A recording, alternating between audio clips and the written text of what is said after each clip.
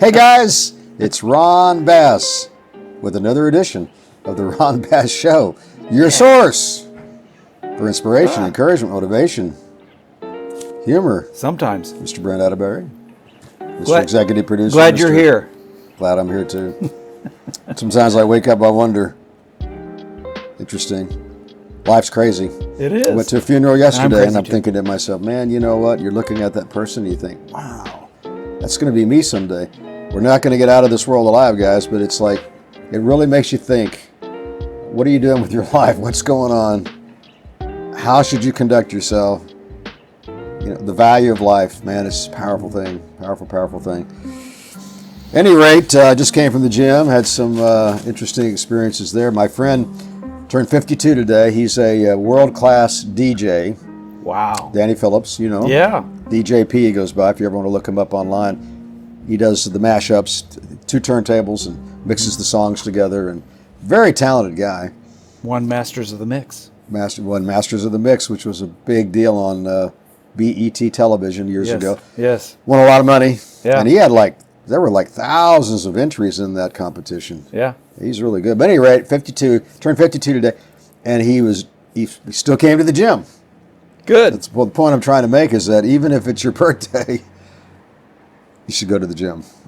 And I was happy to see that. He's really an athletic guy, very smart guy, but he sometimes he falls off the wagon, gains a bunch of weight and loses it, gains a bunch of weight and loses it.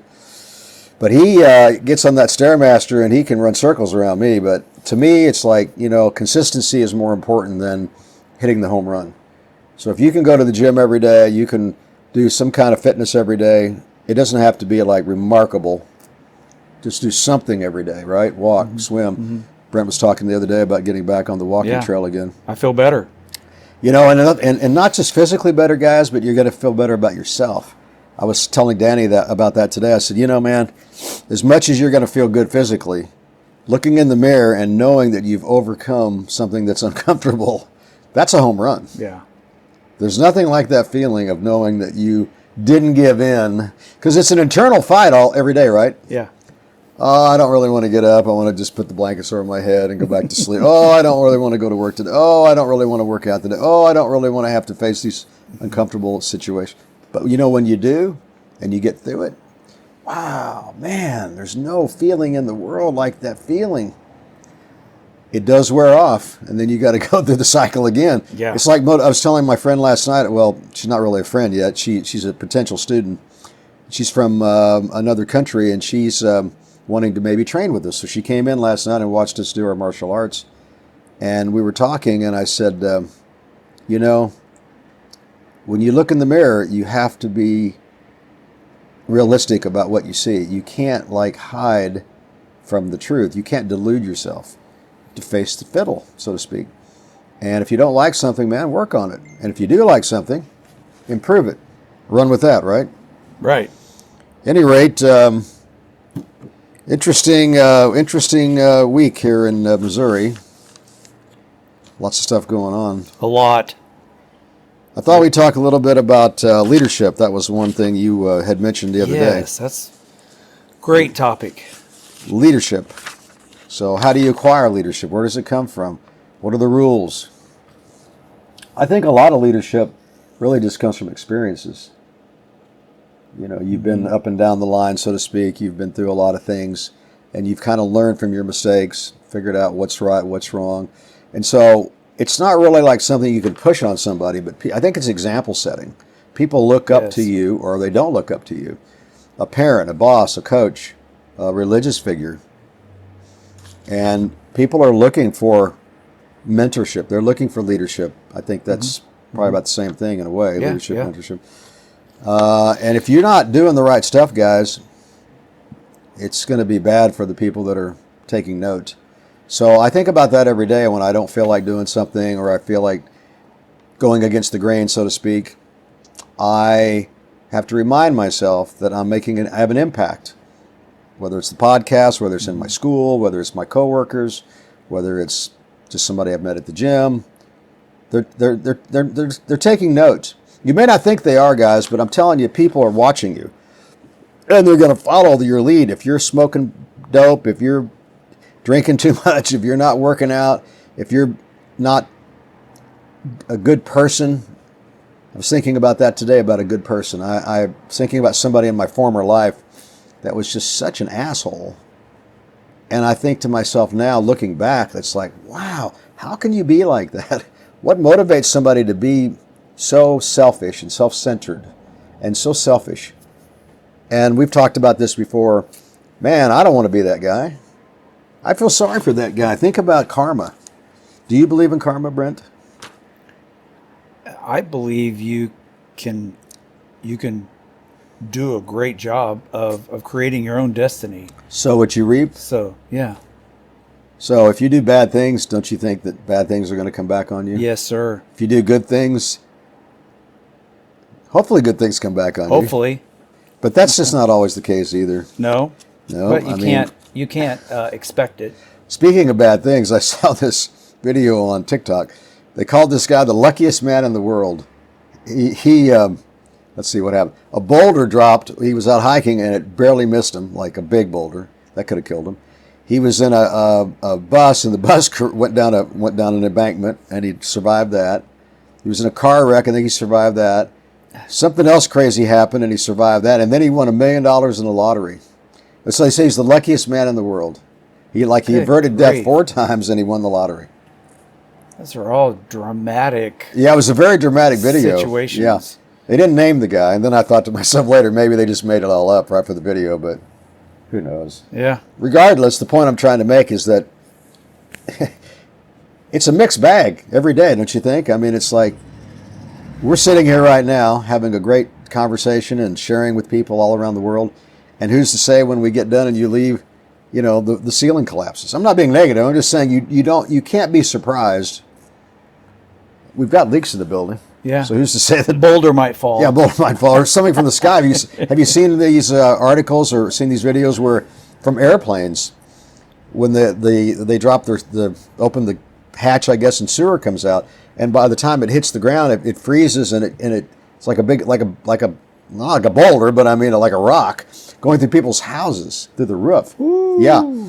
I saw something the other day about that, something just about like that, and it barely missed the person. Shoo. Yeah, could have killed him.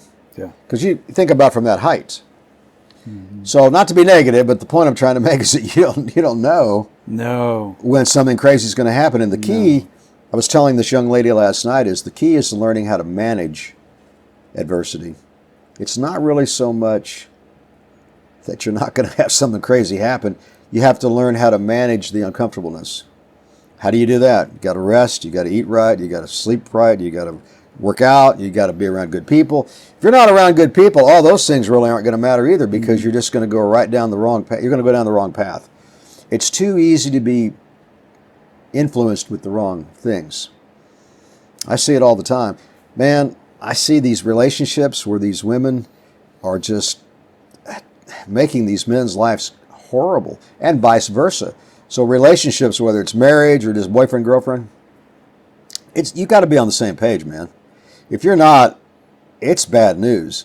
And then once you get locked in, we've talked about this before, nobody wants to leave. Who wants to be around a negative environment? There's just no good reason for that. You have to protect yourself, guys. You have to protect your mental health. And if you're around bad people and experiencing bad things all the time, bad news, man. Bad news bears. You're going to become depressed and downhearted and not happy. And life's not worth it that way. You got to learn to be happy, man. Somebody said to me one time, if you're not happy, you can learn to be happy. You don't whistle because you're happy because you whistle. Have I ever used that phrase before? No. You don't smile because you're happy because you smile. So you can learn to be happy. I learned that years ago from somebody who was a lot smarter than me. And and that made a lot of sense. You can force yourself, encourage yourself to be better. Can you fake it? You can fake it till you make it, man. Back to leadership. Okay, follow the rules, right? I like what you said about setting the example in leadership. And there's this perception that, out of everyone in the room, there needs to be a leader. No, everybody can be a leader. Everybody can be a leader in the room. Good point. And so some people may say, "Oh, I don't want to be a leader." No, you can be a leader, and you can take it down to raising children, grandkids, friendships. You can be a leader and lead Great people. grandchildren in my case. Lead people in the right direction. Yes, all my grandkids. I don't even have any kids. All well, my that I grandkids know are of. great. Your grandkids are great? Yeah, you said great grandchildren. Yeah, great grandchildren. Oh my gosh. So yes, everyone can be a leader in their own way, because you should lead people in the right direction. Yeah. Influence. Well, being around you all these years, you can really see how much it's benefited me. Yeah. I'm kidding. I'm being facetious. Brent's a good guy. He's smart. Got to be around smart people, guys. It's okay to be around people that aren't as smart, but people that have higher IQs, that are good conversationalists, it's good. Stir up the pot a little bit. Talk to people. Strike up a conversation and see where it goes. You might be surprised at the kind of friendships that you can build if you just, put yourself out there a little bit. Well, that's the leadership story. Like it. You like that? I love it. So let's see. We got a story here. So my friend, I was telling you about the funeral. It was really interesting how, I find it interesting how when you're a child, the parent takes care of you. Then when the parent gets old, the child takes care of the parent. It's reversed. Mm-hmm. And I remember many years ago, my rabbi said to me that I was with my father when he passed, and the rabbi said to me, well, that's a blessing, because that means he passed it on to you. He passed the blessing to you. And I told my friend yesterday, I said the same thing happened. You were there when your mother passed, and that's a powerful thing. The blessing was passed to you. And now it's your responsibility to carry that forward. So it's a lot of responsibility when you take care of a parent when they're aging and they're sick and they're ill. But that's our job. That's what we have to do. That's the repayment for all that we put them through. And boy, did I put my parents through some stuff. Sometimes I don't even want to think about it, but it was pretty crazy. Mm-hmm. But you know what? I look back and I guess I realize now that they did it because they loved me, and there's like love is blind. Yes, unconditional. That's unconditional. Yep. That's crazy. That is. But that's the way it works. Yes. All right. Any breaking news, sir? Oh, yes. Oh, good. I'm ready. There was a lot to pick from this time, and this one just stood out. Okay. The most, the headline. It's from the New York Post. It says, percentage of people who pee in the shower leaked in new study. Now, wait a minute. Percentage of the people that pee in the shower leaked in new study. And the study was done for 2,000 Americans were surveyed, and nearly a quarter of them pee in the shower on a regular basis. So what is the motivation to pee in the shower? I didn't read down through it very far. What do you think it would be? I don't know. I don't know if it's because they say when you hear water, it makes you want to go. Well, now that is a good point. But you should go before you get in there. Okay. Because you're trying to get clean. Yes, that's true. That's true.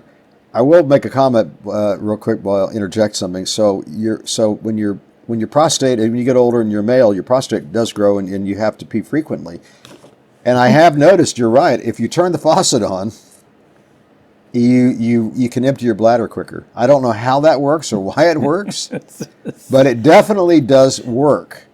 And it's frustrating because when that prostate closes on the urethra tube, then you can't release the pee.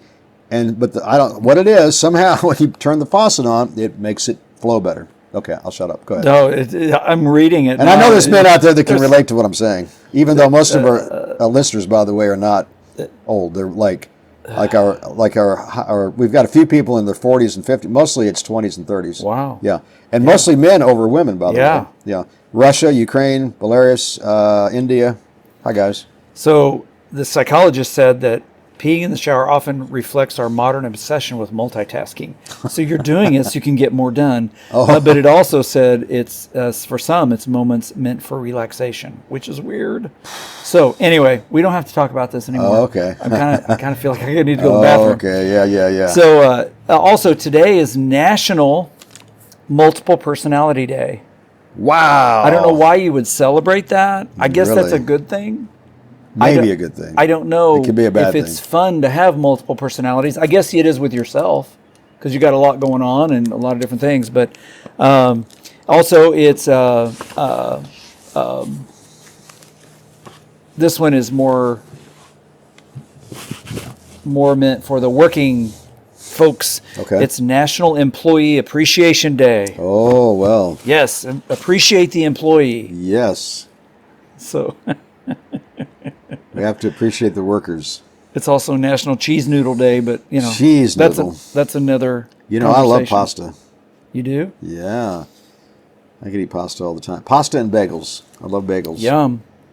With cream cheese and lox. Make a little sandwich. But just Very bagels good. are great, man. Yeah. There used to be a place in Missouri called the Bagel Bin. A friend of mine, Tony Tarash, owned it. Man, he would get up like at 3 o'clock in the morning and make these bagels. It was crazy, but he had a heck of a business. Eventually, he closed it down. I think he reopened it, and then I think he sold it, but I haven't seen him in years. But it Yeah. was, man, those were good. Wow. Wow, those Wow. were good, yeah. And, you know, this is kind of the Bible Belt here in Missouri. You wouldn't think that people would love bagels, but they love the bagels, man. Yeah.